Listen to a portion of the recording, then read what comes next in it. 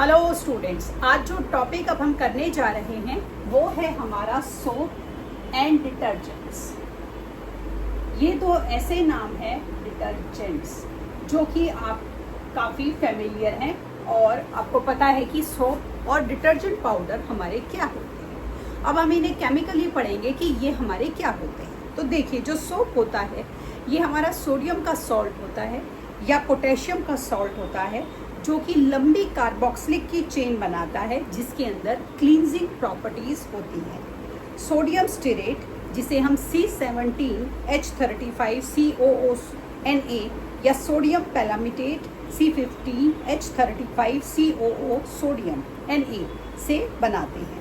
Soap को बनाने के लिए हमें वेजिटेबल ऑयल की ज़रूरत पड़ती है। तो आप क्या लेंगे? आप फैट या वेजिटेबल ऑयल ले लें, ठीक है। फैट ले लिया या ऑयल ले लिया, ठीक। इसके अंदर सोडियम हाइड्रोक्साइड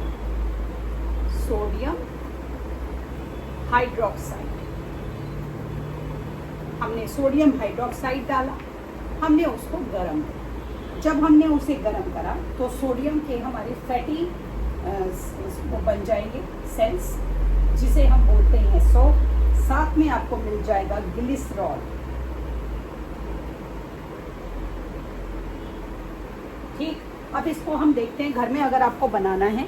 बहुत सारे बच्चों को 10th की क्लास में स्कूल में ये एक्टिविटी दी जाती है केमिस्ट्री में कि उनको ग्रुप्स बना दिए जाते हैं कि आपको सोप बनाना है, तो वो सोप बनाते हैं। देखिए, आसान है, आप 4-5 बच्चे मिलकर बना सकते हैं। आपको क्या करना है, आपको कोई भी वेजिटेबल ऑयल लेना है। तो ये castor oil, cotton seed oil, linseed oil, soybean oil, कोई भी वेजिटेबल ऑयल आप ले लीजिए, ठीक। उसके बाद आप कास्टिक सोडा लीजिए, ये भी आपको बाज़ार में आसानी से मिल जाएगा।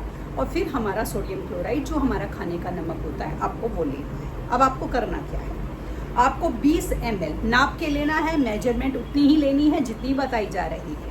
आपको 20 ml ये वेजिटेबल ऑयल लेना है एक बीकर में, जो भी आपने वेजिटेबल ऑयल सेलेक्ट किया है।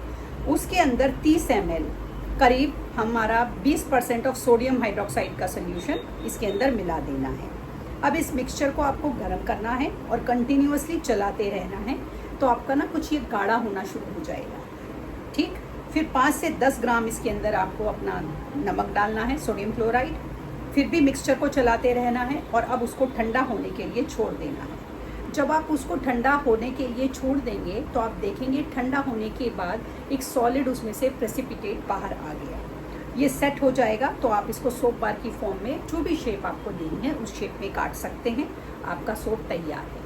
अब आप कहेंगे कि इसमें परफ्यूम वगैरह कैसे आता है, तो जब आप मिक्सचर को स्टर अप कर रहे हैं और आपने गैस के फ्लेम को बंद कर दिया है और अभी ठंडा होने रखेंगे, उस दौरान आप उसके अंदर कोई भी फ्रेगरेंस जो भी आप चाहते हैं डाल सकते हैं। जैसे गुलाब की पेटल्स डाल दी जाती हैं, नॉर्मल जो हमारी अच्छी फ्रेगरेंस होती है एरोमेटिक, हमारे रोज़ का वाटर डाल देते हैं।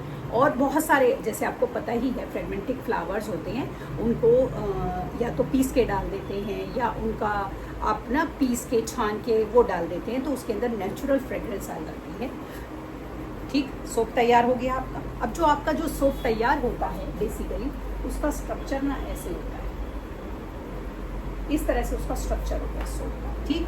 तो ये जो होती है चेन, ये जो जिगजैग बनाया हुआ, ये तो हिस्सा होता है ऑयल सोल्यूबल और ये जो हिस्सा होता है ये होता है वाटर सोल्यूबल। अब ये काम कैसे करता है? अब हमने क्या करा, जो हमारा सोप था वो इस तरह की चेन होती है और जब आप सोप को यूज़ करते हैं तो आप देखते हैं मम्मी क्या करती हैं, वो बकेट में साबुन को या डिटर्जेंट को डाल देती हैं और उसको अच्छे से डिज़ोल्व कर देती हैं, ठीक है। डिज़ोल्व करा, जैसे ही ये हमने डाला तो ये पानी में डिज़ोल्व हो गया, ये वाला हिस्सा, ठीक।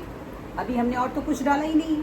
अब हमने उसके अंदर अपने गंदे कपड़े डाले। जो हमारे गंदे कपड़े हमने डाले जिनमें स्वेट है, ऑयल है और बाकी सारी तरह की हमारी डर्ट और डस्ट है, जैसे ही हमने पानी में डाला, क्योंकि पानी में ये पहले डल चुका है, ये ऑयल सॉल्यूबल, जो ऑयल उन कपड़ों से जो डर्ट डस्ट ऑयल आया, ये उसको सॉल्यूबल मतलब उसको कपड़ों से डिटैच करेगा, कपड़ों से अलग करेगा और अपना एक्शन शुरू कर देगा।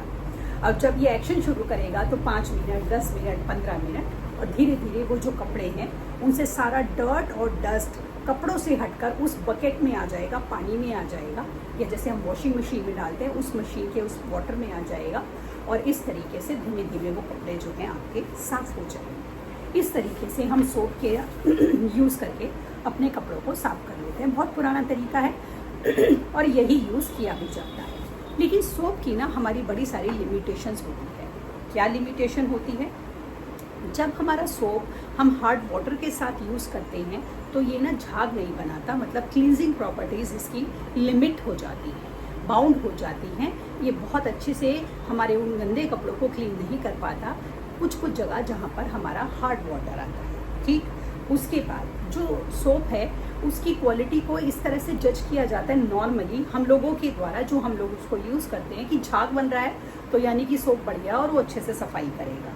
तो जब क्या होता है, हमारा कई बार जो स्कम होता है जिसे हम झाग बोल रहे हैं, हार्ड वाटर के साथ ये ज़्यादा स्कम प्रोड्यूस नहीं करता, और हमारे जो आयंस होते हैं सोप के वो कम्प्लीटली, क्योंकि हार्ड वाटर के अंदर डिजोल्व नहीं होते, पानी ऑलरेडी हार्ड है, उसके अंदर ऑलरेडी डिजोल्व सॉल्ट है, तो जो हमारा ये चेन होती है ना सोप की, ये उस पानी के अंदर डिजोल्व नहीं हो पाता। तो डिजोल्व नहीं हो पाता तो ये अपना प्रॉपर एक्शन नहीं कर पाता।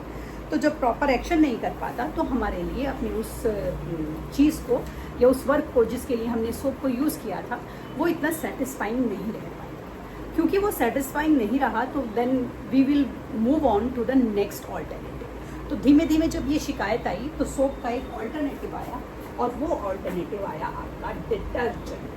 तो डिटर्जेंट जो होते हैं आपके वो क्या होते हैं? डिटर्जेंट पाउडर जिसे हम बोलते हैं, इसके अंदर सोप की वो लिमिटेशन कि वो डिटर्जेंट हार्ड वाटर के साथ झाग को प्रोड्यूस, कम को प्रोड्यूस नहीं कर पा रहा, डिटर्जेंट उसको ख़त्म कर देता है। तो डिटर्जेंट जो होते हैं इन्हें हम सोप लेस सोप बोलते हैं, सोप लेस सोप बोलते हैं हम। और डिटर्जेंट के अंदर सोडियम सॉल्ट की हमारी लंबी चेन होती है जो कि हमारे अल्काइल को प्रोड्यूस करती है। देखिए कैसे होती है, CH3 CH2 C6H4 SO3 sodium, इस तरीके से ये कॉमन डिटर्जेंट है। दूसरा CH3 CH2 10 CH2 SO4, ये अनदर डिटर्जेंट भी तो बहुत सारे आते हैं ना आपके, एरियल, सर्फ एक्सेल और पता नहीं फलाना, बहुत सारी तरह के आते हैं आपके डिटर्जेंट। तो ये हमारे इस तरह से अनदर टाइप ऑफ हमारे डिटर्जेंट होते हैं। तो जो डिटर्जेंट का हमारा क्लींजिंग एक्शन होता है वो सोप की तरह ही होता है, लेकिन ये सोप से बेटर होता है, क्योंकि डिटर्जेंट को इस बात से फ़र्क नहीं पड़ता कि जिस पानी में उसको डिज़ोल्व किया गया है वो हार्ड है या नहीं। डिटर्जेंट की जो ये लंबी चेन होती है ये किसी भी तरह के पानी के अंदर आसानी से डिज़ोल्व हो जाती है। क्योंकि पानी के अंदर आसानी से डिज़ोल्व हो गई तो जो काम इसको दिया गया है, जो वर्क इसको असाइन किया गया है क्लींजिंग प्रॉपर्टीज़ का, ये उसको बखूबी कर लेता है। तो इसलिए जो हमारे डिटर्जेंट होते हैं वो सोप से बेहतर माने जाते हैं। तो डिटर्जेंट क्योंकि हार्ड वाटर के साथ भी हमारे झाग को प्रोड्यूस करेगा तो इसलिए इसको यूज़ करना ज़्यादा लोगों के लिए अच्छा होता है। स्ट्रॉन्गर क्लींजिंग होता है इन कंपैरिजन टू सोप, ये हमारा ज़्यादा अच्छा क्लीन करता है। और जो डिटर्जेंट होते हैं हमारे पानी के अंदर मोर सोल्यूबल होते हैं इन कंपैरिजन टू सोप। तो इसलिए हमारे पिछले कई सालों में हमारे आसपास हम लोगों ने देखा कि सोप जो है उसका यूज़ बहुत ज़्यादा लिमिटेड हो गया, कम हो गया, और डिटर्जेंट का यूज़ बहुत ज़्यादा होने लगा। कोई दिक्कत नहीं है, हमारे कपड़े साफ़ रहते हैं, हमारा घर साफ़ रहता है और हम बड़ा प्लीज फील करते हैं। लेकिन डिटर्जेंट का एक हमारा एनवायरमेंटल डिग्रेडरी इफेक्ट होता है। क्या इफेक्ट होता है? जो हमारे डिटर्जेंट होते हैं ये नॉन बायोडिग्रेडेबल होते हैं, इनको डीकम्पोज नहीं कर पाते हमारे माइक्रो ऑर्गेनिज्म। इसीलिए जो ये वाटर होता है, जब हम अपने कपड़ों को डिटर्जेंट से धोते हैं और जो पानी हमारा सीवेज में जाता है, ये पानी हमारी वाटर बॉडीज़, हमारे लेक्स और रिवर्स को पॉल्यूट करता है। तो इसीलिए किसी भी चीज़ का एक्सेस यूज़ हमें सोच समझ कर करना चाहिए। यूँ तो डिटर्जेंट सोप से बेहतर हैं, बेहतर ही रहेंगे, बट सोप का हमारा कोई भी एनवायरमेंटल डिग्रेडरी इफेक्ट नहीं होता जो कि हमारा डिटर्जेंट का होता है। ठीक, इसी के साथ हमारा 10th क्लास की केमिस्ट्री आज ख़त्म हो गई। अगली क्लास में हम 10th का साइंस का दूसरा सब्जेक्ट लेंगे। तब तक के लिए शुभ।